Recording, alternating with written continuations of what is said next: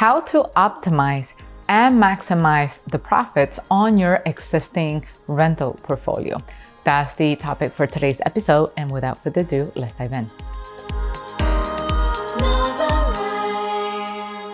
Hello, everyone, and welcome back to another episode at Novarise Invest. For those who are tuning in for the first time, this is your channel for real estate education.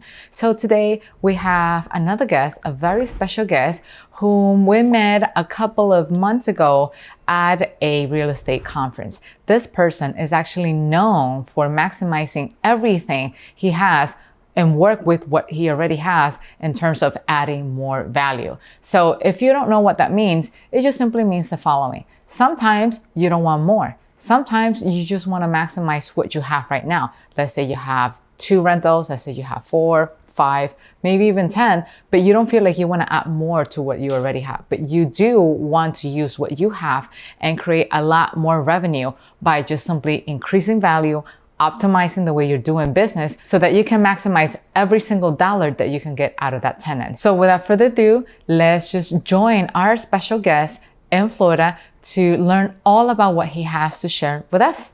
And here we are with our amazing guest, Baskal Korkis. Baskal, welcome to the channel. Thank you for having me.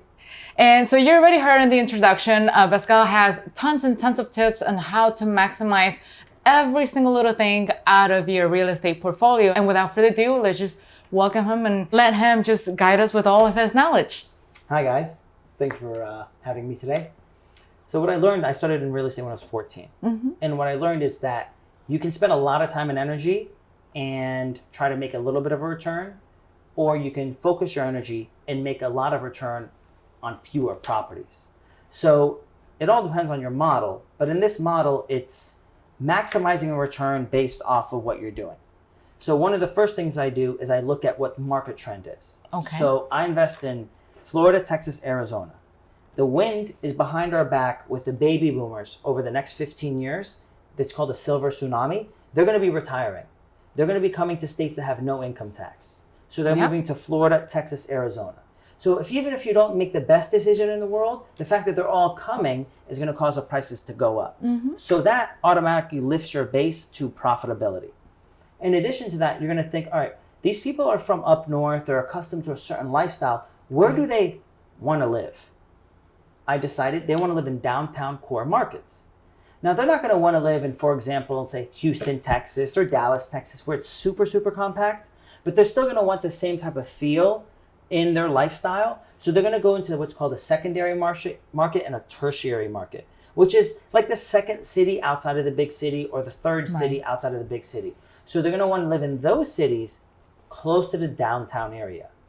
Because when we came here, you saw there's music playing, they shut down the road, people are walking down with their friends and family. We're not part of the baby boomer crowd, but I've been trying to convince Anthony to move down here to Florida so we can save money on taxes.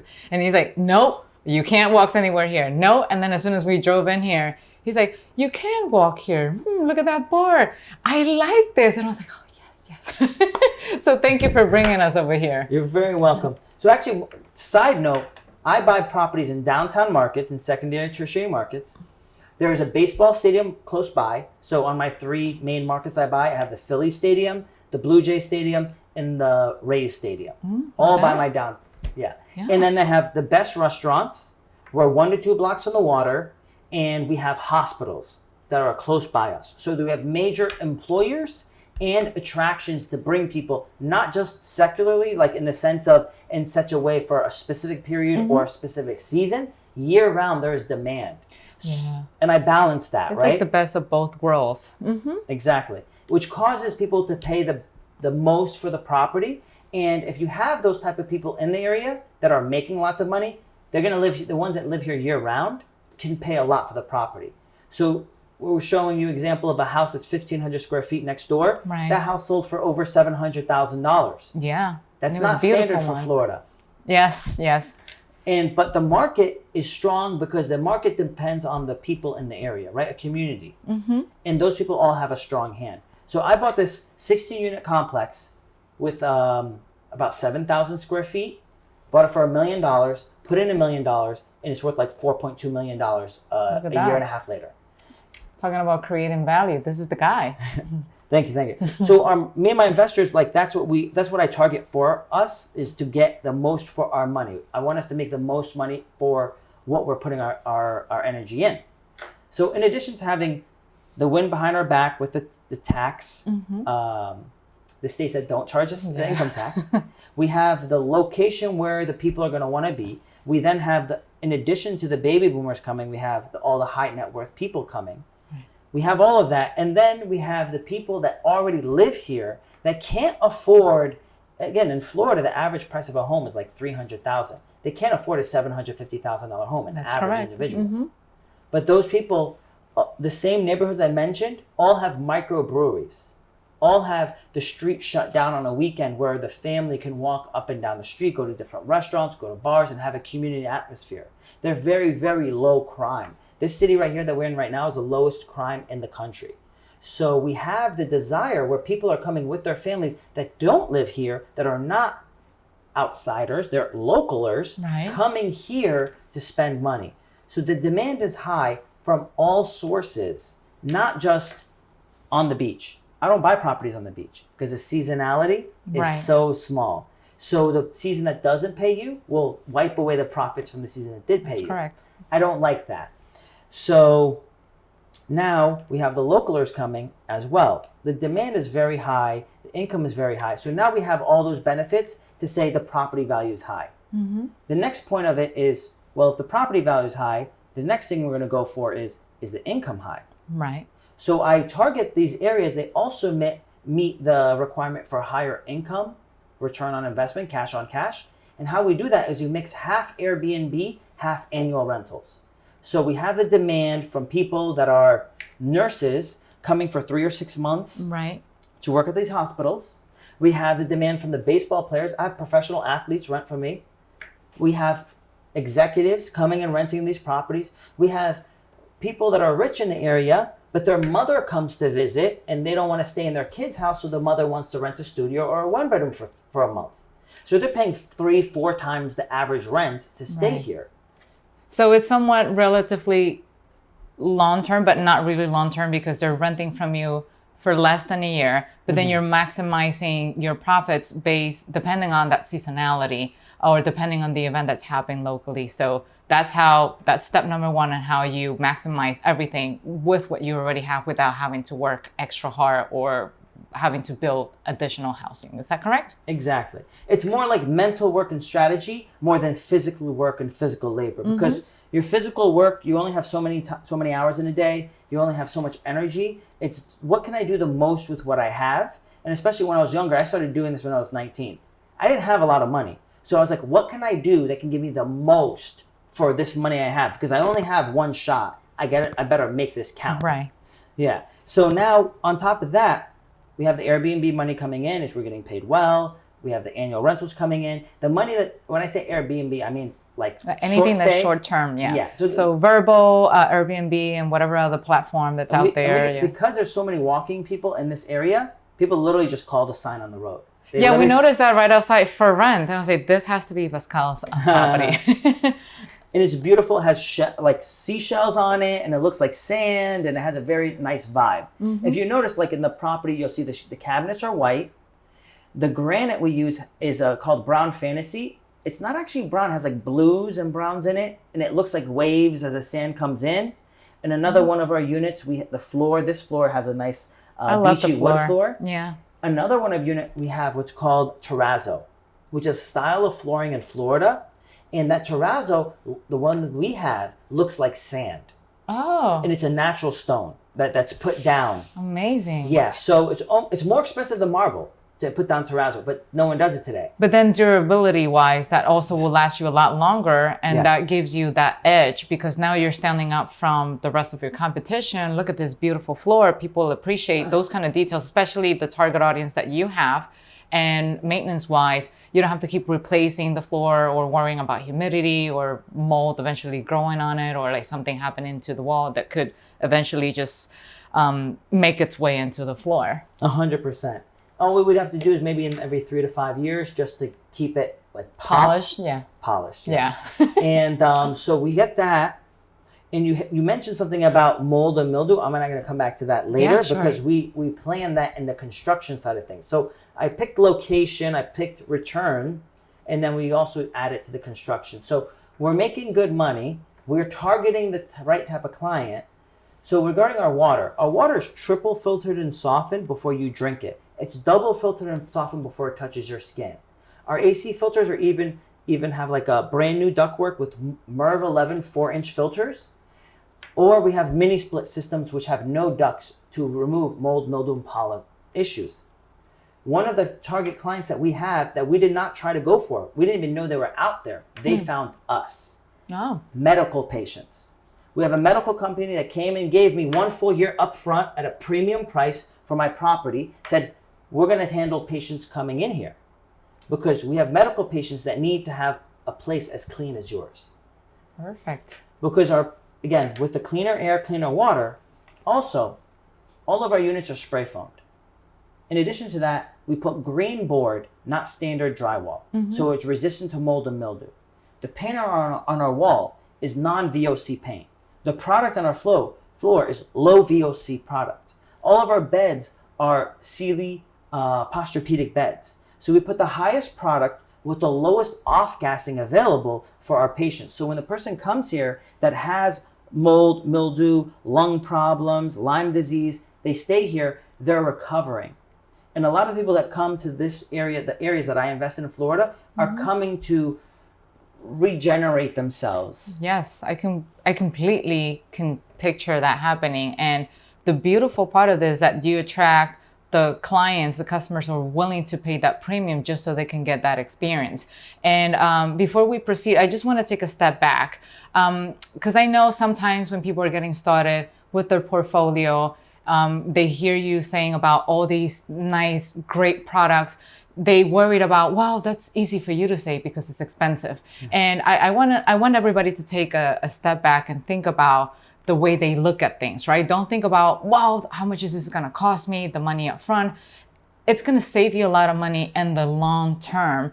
And aside from that, it's also going to generate a lot of revenue up front, because you want to attract that type of people. The title of this episode says it very well. How to maximize what you have, do very little less with what you have, and then get the most out of it in the long term. Yes, you have to do a little bit of planning, a little bit of time and money investing, which can, delay or feel like it's delaying something. But once the final product is ready, I mean, here's the pure example of it. He's ripping the benefits over and over again. And that's what you want. You want to attract top clients who are willing to pay top dollars for whatever you have to offer them. And Baskal, let me ask you something. How do your customers know that that's what you have to offer? Because, I mean, the ones who are watching our YouTube video right now, they know that. But when somebody comes in and they're looking for a rental, how do they find out? Can they tell from that rental sign? Or like, how do you market your properties? So this is great news.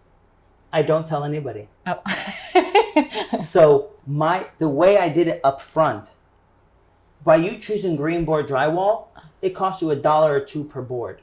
This building probably cost me an extra 40 boards. It cost me $80. Non-VOC only cost me probably another $100. To do something right doesn't cost more. I am literally shocked on how cheap people get when they will save. Okay, for example, every single 2x4 in here is pressure treated. If you don't know what pressure treated means, it means it's treated, it's put in a tank, it's injected with this liquid that makes it green. And it makes it resistant to mold, mildew, and termites. The difference between pressure treated wood and standard board is $2 a board. How many boards are in here? Maybe 200. What did it cost me? $400. $400 is what it cost me to be mold, mildew, and termite resistant on my wood. That's nothing. I mean, long term, think about all the inspections that you could save, all the termite visit and treatments that you are saving. What I loved about what you said is investing in your products. I have a saying. So on my channel, I always say, invest in the front end, save in the back end, make a lot of money. You can buy a faucet for your kitchen sink that's $30. It's plastic. The cost of installation is $100 to $150. Or you could buy a $200 faucet. it will also cost you $100 to $150 for install, and that faucet will last you 15 to 20 years. The one that's plastic that you paid $30, $40 for will last you 1 year. And then on top of that, you're going to have a water leak, and then you're going to pay extra water usage. Right. And that's assuming your floor doesn't get messed up from that same leak, and maybe the cabinets as well. So the costs always add up. So instead of like thinking, yeah, but very easy for you to say, just think about, just start adding all those numbers. And I'm sure Baskal has shared a lot of numbers with us, in the span of like 20 minutes or so. And those numbers are going to continue to add up. We only started off with the floor and the kitchen. Like, wait until you even get to the bathroom and the shower and everything else. Loss of rentals, lawsuits if you don't take care of the property the right way because you invested in cheap materials and you cause asthma in one of your rentals. You definitely don't want to do that. Reduced insurance costs. Yes. Reduced water bills. Reduced electric bills. You're saving so much money. So with the investing in the front end, save in the back end, you make a lot of money. In the rental game, you make your money by not doing anything on the property. If you're constantly doing work on the property, it's the labor hours that are more expensive than the material cost.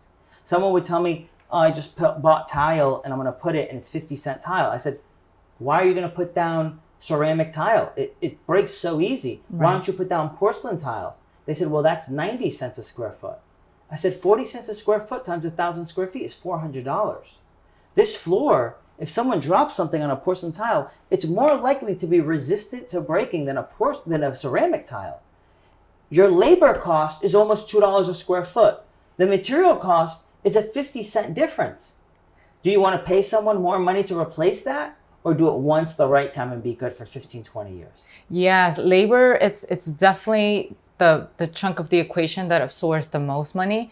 And that tends to be so overlooked every single time because people are focusing on the cents of the dollars. Well, let me get this much per square footage, and not thinking that, hey, the guy or the girl who's putting the floor down, it's still going to charge you the same amount of money. So might as well just do it right from the get-go, so that way you don't have to worry about that down the road. So I'm a foreign kid that came here when I was young, did manual labor, learned the construction side of the business, and understood product and understood the value of quality.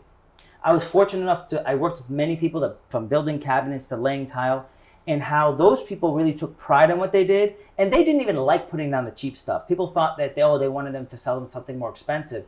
It didn't matter to them because their labor was their labor. Mm-hmm. The material was whatever you paid. So I learned quality, but I'm really not a labor and construction guy because people think I'm a real estate guy. I'm actually a strategist. I figure out how to make the most out of your time, number one. Second, out of your money. So I took those skills and then I went to college, got a finance degree, got a minor in mathematics, I got the accounting degree, minor in economics and international business. So I understood the numbers and I understood finance. Now this is the part where it's going to blow your mind. Now, we just saved money on water. We replaced all the toilets, we upgraded the system. There's no more water leaks from the faucet, from the toilets, from everything else. For every $100 in a good area, for every $100, you lower the expenses.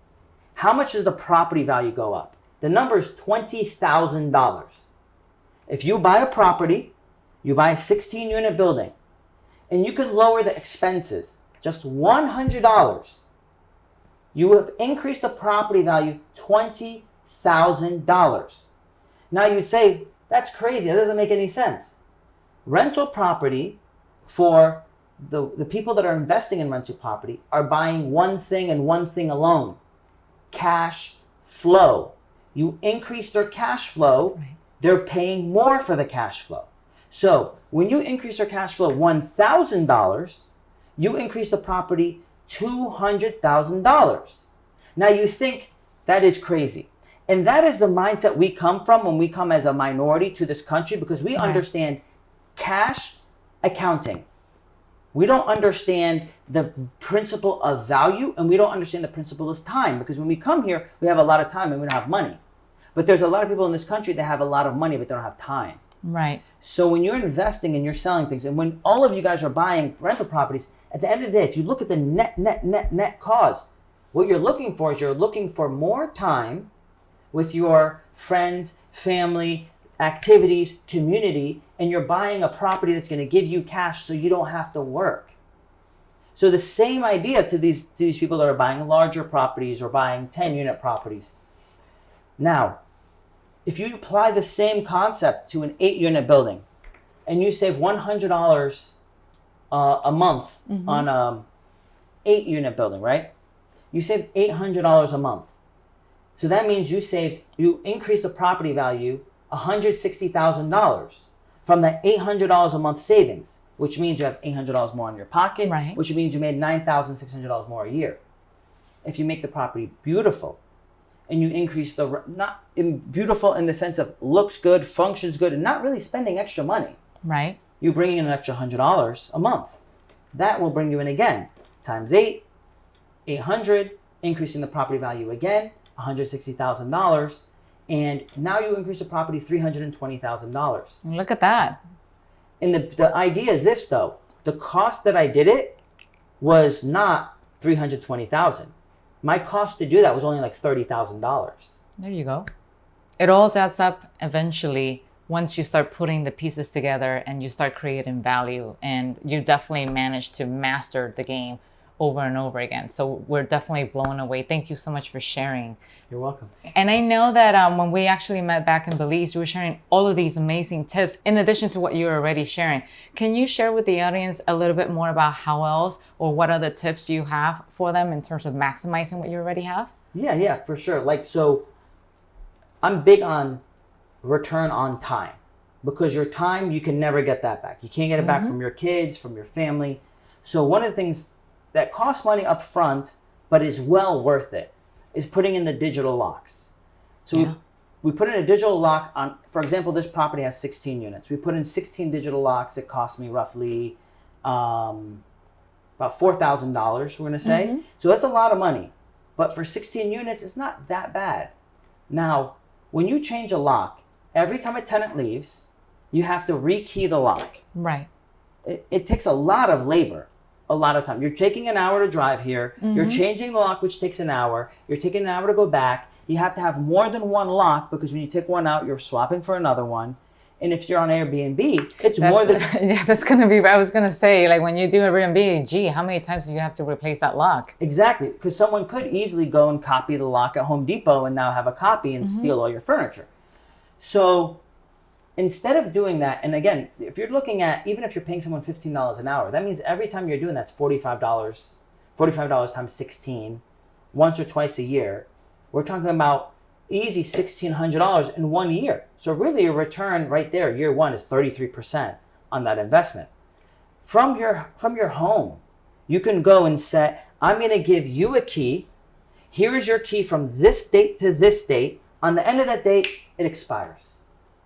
Done. You can even set it to expire automatically. Oh, look at that! Like, so you don't have to manually go in. I was like, oh, this person just checked out. Let me just do it. Later, I'm going to show you my phone. On my phone, the doorbell is on my phone for the apartment. The locks are on the phone for my apartment, and the thermostat is on the phone of my apartment. So from my house, I can see this person just checked out. They left the temperature at 70 degrees when outside is 85.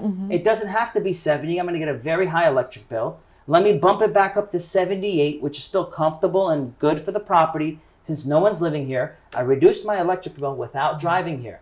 I can look at the camera at the front door to make sure everything looks good outside.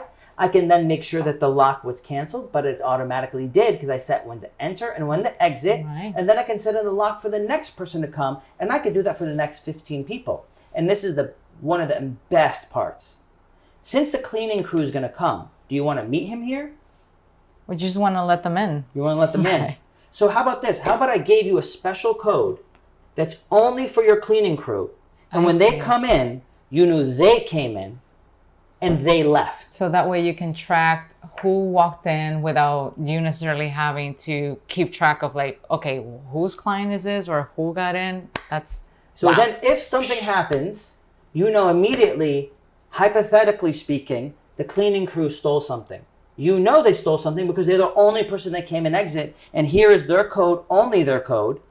If the AC guy is going to come, you don't have to show up. You give them a special code. They come in and they exit. If anything happens before accident, you know what happened because they're the only people that came in. You have a camera showing they came in. You have a code showing they came in. Now, thank God, everybody I've been working with for 15 years. I know them from church or a different like Christian, like Bible study event. So we have a lot of amazing people on our team. And that's why we're able to scale so large and be able to bring on so many investors.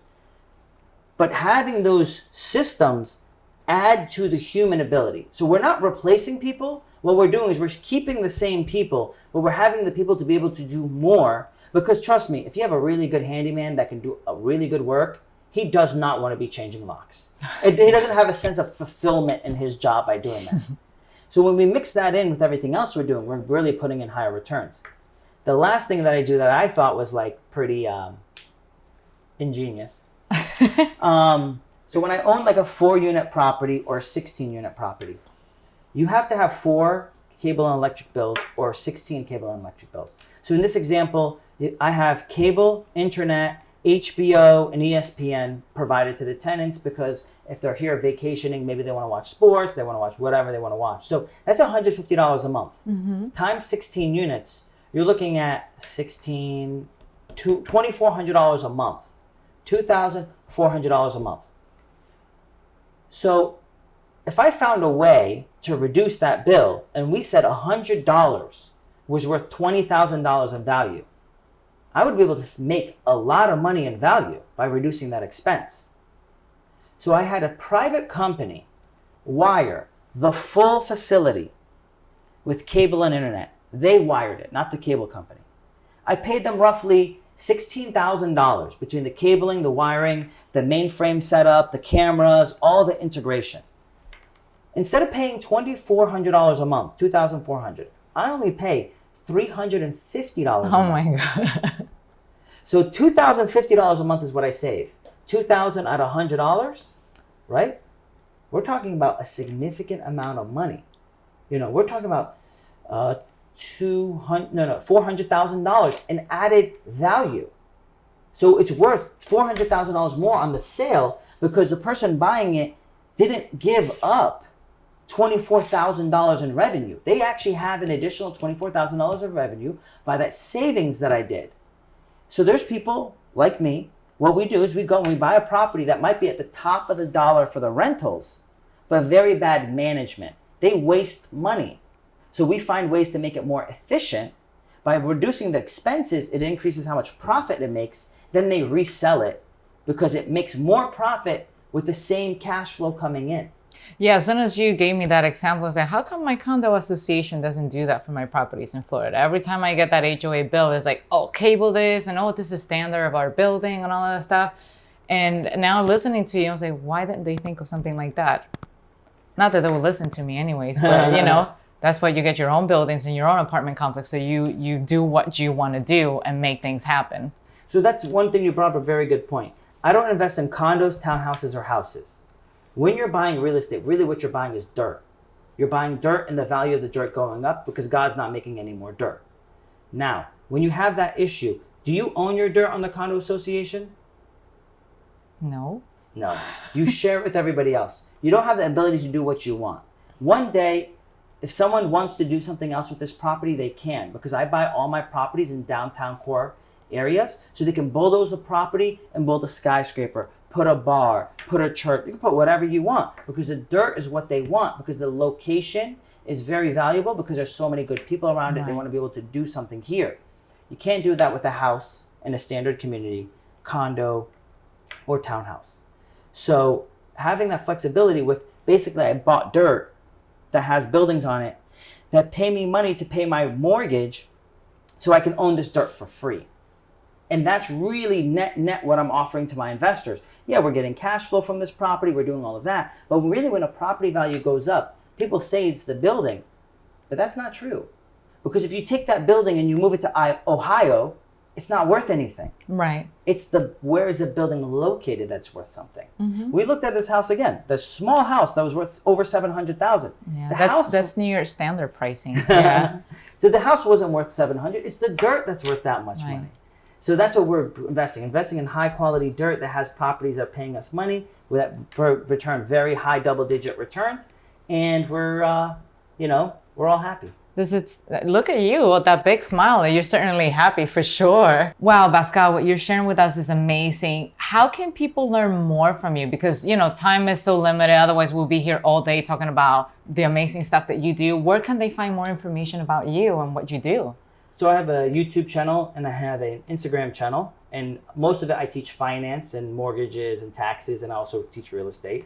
And it's my name, Baskal Korkis. Amazing. So now you're getting a look of the handle right here. So make sure you visit his social media platforms, whether it's on YouTube or Instagram. And we're also going to make sure we leave the links down to his channels down in the description box below. So please, please, please definitely check it out. Otherwise, you'll be missing out of a ton of very useful information. And, we couldn't thank you enough for really, really taking time out of your busy schedule and be here with us today. Thank you for having me. Thank you. Take care.